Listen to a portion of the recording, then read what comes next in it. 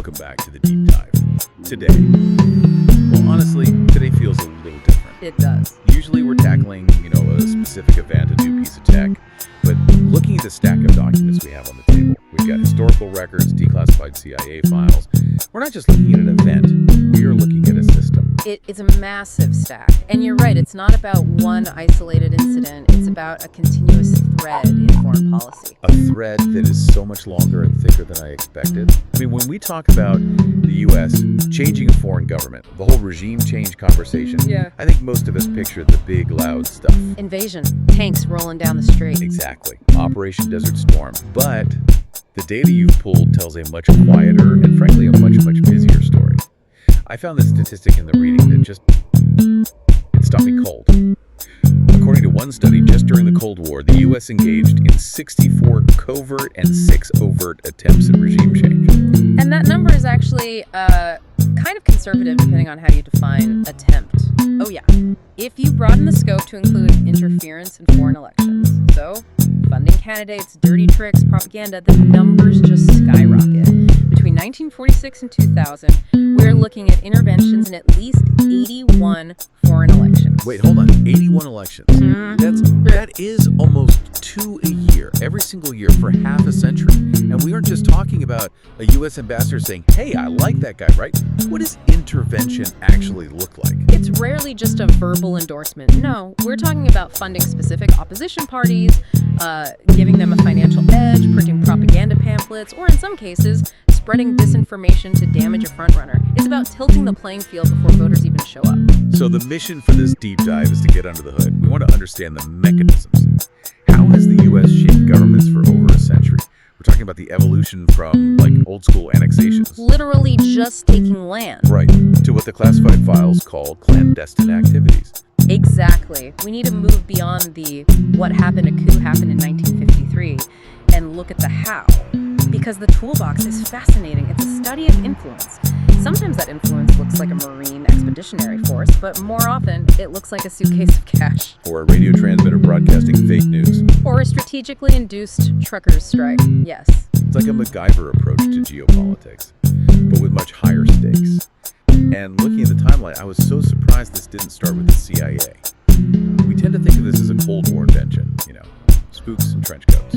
Oh, long before the CIA existed. The tools have evolved, from gunboats to algorithms, but the strategic desire to shape the political landscape to benefit U.S. interests, that's been consistent since the late 19th century.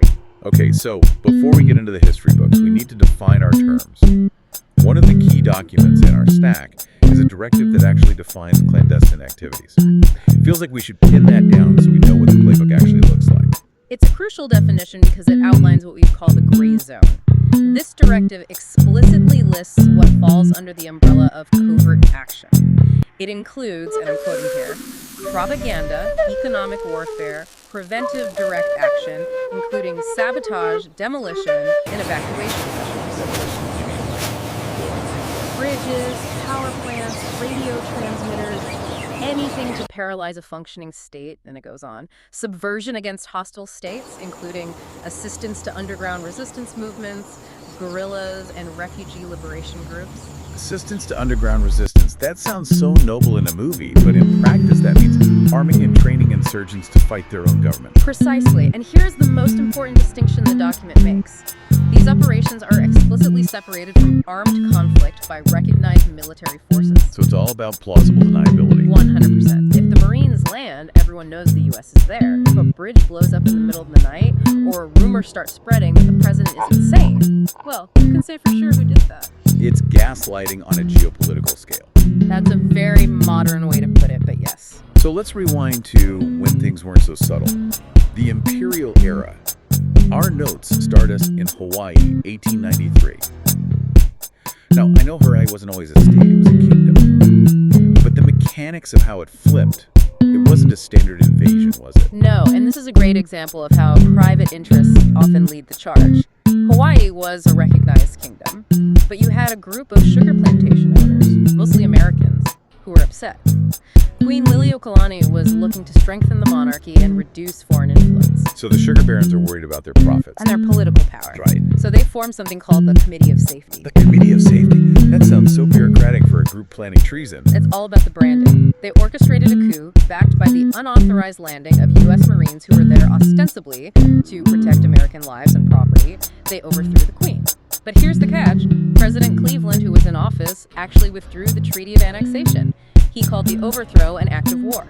Wait, so the U.S. president said, this is illegal, but Hawaii still ended up American. How? They waited him out.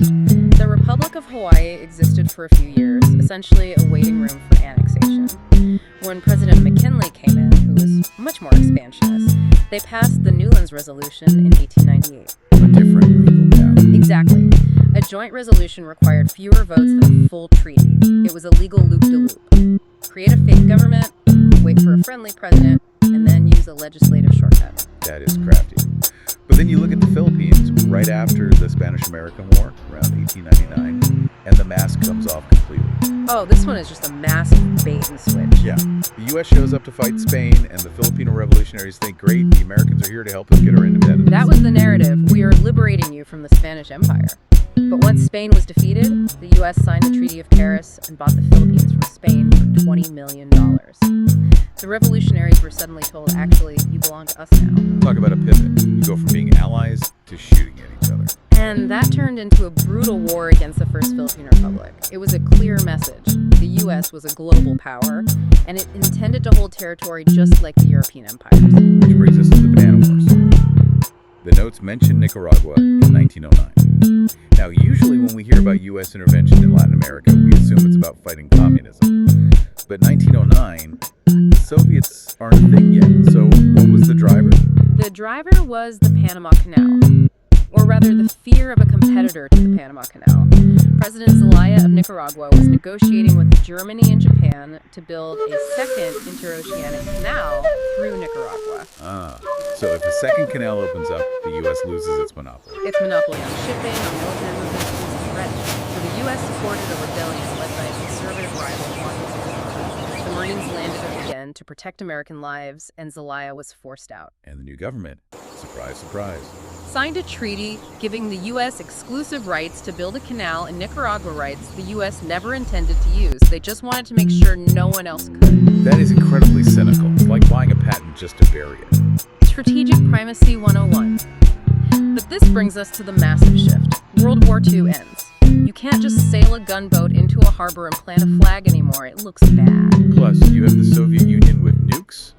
Direct conflict becomes very risky. Exactly. We enter the Cold War. The strategy shifts to containment and the domino theory, the idea that if one country falls to communism, its neighbors will fall. This paranoia, combined with the inability to use overt force, gives birth to the golden age of covert action. The era of the CIA. And the first big test case is Iran, 1953. Yeah. Operation Ajax. I think a lot of people know the headline. CIA overthrew the government. But the mechanics of how Kermit Roosevelt did this are wild. It was a masterpiece of psychological warfare. You had Prime Minister Mossadegh, democratically elected, very popular, but he nationalized the oil industry, kicking out the British. The U.S. was terrified he would drift toward the Soviets. So Kermit Roosevelt, Teddy Roosevelt's grandson, goes to Tehran with a suitcase of cash.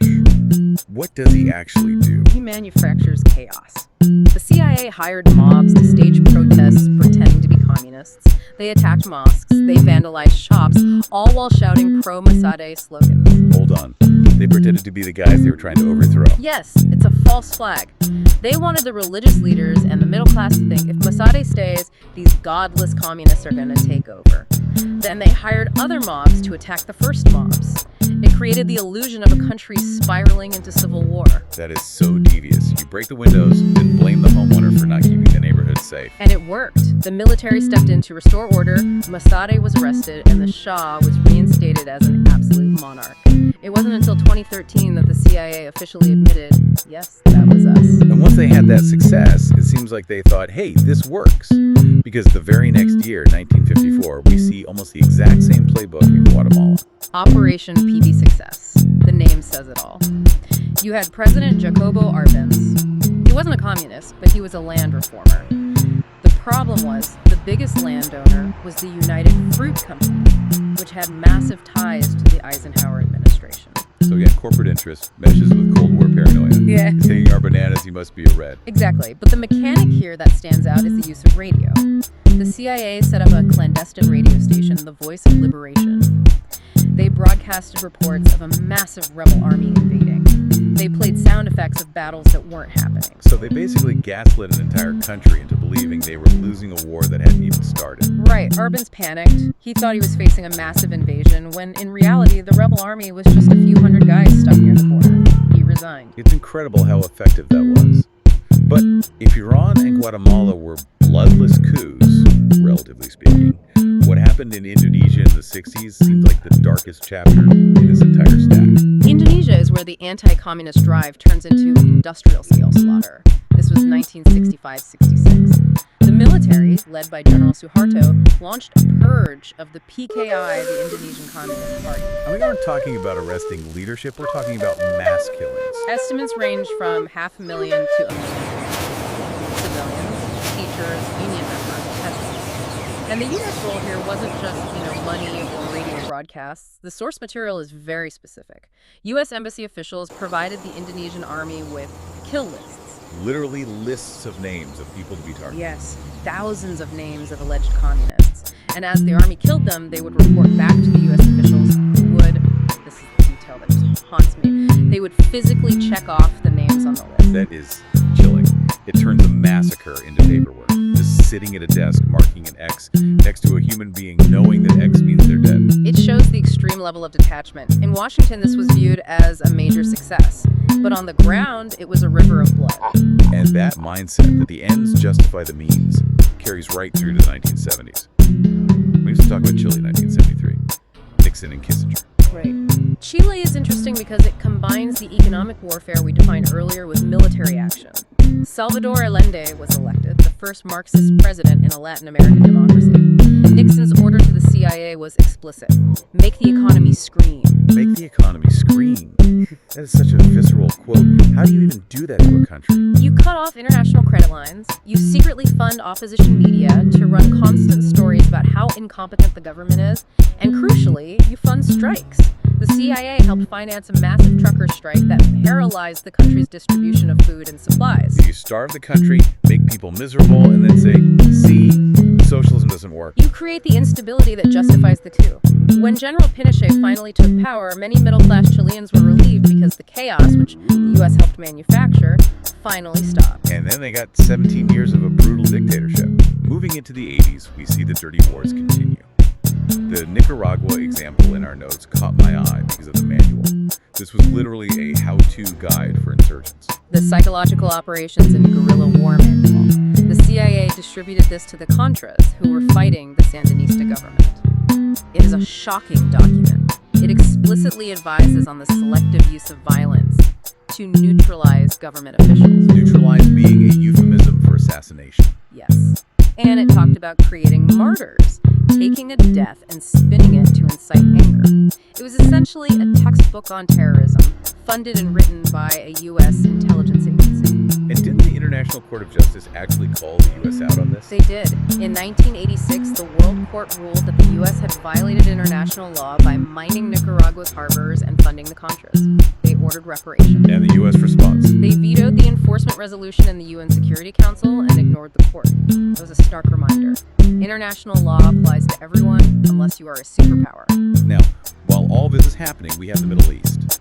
And this is where the story gets so complicated because the alliances shift so fast, they'll give you whiplash. The term for this is blowback. Blowback is the perfect term, the unintended consequences. And Afghanistan is the ultimate example. Operation Cycle, 1979. The Soviets invade Afghanistan. And the U.S. sees a golden opportunity to give the Soviet Union their own Vietnam, a costly, unwinnable war. So the CIA begins funneling billions in money and weapons to the Mujahideen fighters, routing it through Pakistan's intelligence service. And we're talking about serious hardware, Stinger missiles, things like that. The most sophisticated weaponry available. And it worked. The Soviets were bled dry, tactical victory. But who were we arming? We were arming religious extremists who flocked to the region to fight a holy war. Including a wealthy Saudi national named Osama bin Laden. Exactly. The infrastructure of training camps, supply lines, and international funding networks that the U.S. helped build to fight the Soviets, that became the foundation of Al-Qaeda. We effectively trained and armed the people who would attack New York in 2001. The tragic irony of the century. We created a monster to fight a monster. And that theme of friend today, enemy tomorrow shows up in Iraq too. Oh, Iraq is a dizzying pivot. In 1963, there's evidence the CIA helped the Ba'ath Party, Saddam Hussein's party, hunt down communists. In the 80s, the U.S. supported Saddam in his war against Iran. Because Iran was the new bad guy after their revolution. Right, the enemy of my enemy is my friend. But by 1990, Saddam invades Kuwait, and suddenly he is the new Hitler. Then in 2003, we invade Iraq to remove him. We spent 40 years helping build him up and then tearing him down. It makes you wonder about the long-term vision. It feels like we're constantly reacting to the immediate threat. That is the chronic flaw of covert action. It solves the headache you have today, but you rarely control what grows in the vacuum you create. So, bringing this up to the present day. The Cold War is over. Did the playbook go into the shredder? Not at all. The tools changed. You see less general in sunglasses seizing the radio station and more economic strangulation and support for NGOs. Look at Venezuela. Right, the 2002 coup attempt against Hugo Chavez. Opposition leaders met with U.S. officials repeatedly before the coup. The U.S. rushed to recognize the new government immediately, which was embarrassing when the coup collapsed 48 hours later. And then more recently, 2019, the Maximum Pressure Campaign. Recognizing Juan Guaido as the legitimate president, even though he didn't hold the office, seizing Venezuelan assets, sanctions on oil, the goal was explicit. Force the military to flip and oust Maduro. It didn't work. It seems like the mechanics have limits. You can make an economy scream, but you can't always guarantee the political outcome. And we can't forget Haiti in 2004. Jean-Bertrand Aristide. And that one is still just shredded in fog. The U.S. says he resigned. Aristide says U.S. soldiers came to his house, put him on a plane, and flew him to the Central African Republic against his will. He calls it a modern kidnapping. Regardless of which version is true, the result was the same. A leader the U.S. disliked was removed. Exactly. So if we zoom out and look at this entire stack, from the sugar barons in Hawaii to the Stinger missiles in Afghanistan to oil sanctions in Venezuela, what is the big takeaway? We know how they do it now, but has it actually made the U.S. or the world safer? That is the provocative question, isn't it? In the short term, often, yes. U.S. interests were protected, Soviet expansion was checked. But the long-term cost has been astronomical. In terms of stability. In terms of stability and trust. The intervention in Iran led directly to the 1979 revolution. The intervention in Afghanistan birthed global jihadist terror. The interventions in Latin America created deep-seated anti-American sentiment that defines the region's politics to this day. So we are essentially trapping ourselves in a loop. Yeah. We intervened to fix a problem that was caused by a previous intervention. We are kicking the can down the road. But every time we kick it, the can gets heavier and it's packed with more explosives. We trade a tactical success today for a strategic nightmare tomorrow. Well, that is a heavy thought to end on. I feel like I need to go look at photos of puppies or something. I think a deep dive on the history of golden retrievers should be next on the list. I am proving that topic immediately. Thank you for guiding us through the gray zone today. My pleasure. And thank you for listening. This has been The Deep Dive. Keep questioning the narrative, and we'll see you next time.